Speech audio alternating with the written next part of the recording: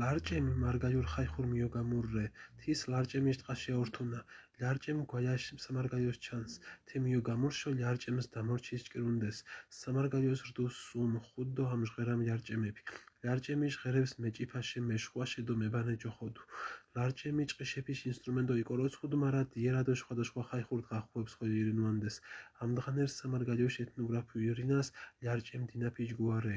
თეჯგუა მიოგამურ გურიადო ლაზეთის ხოლორდუ, თის გურიას სოინარს უზახუდეს, ლაზეთის ოსტვინონი ჯოხოდუა, თაში რერჩქინეჯი. ლარჭემი მერგელური ხალკური გელაჩამონირენ.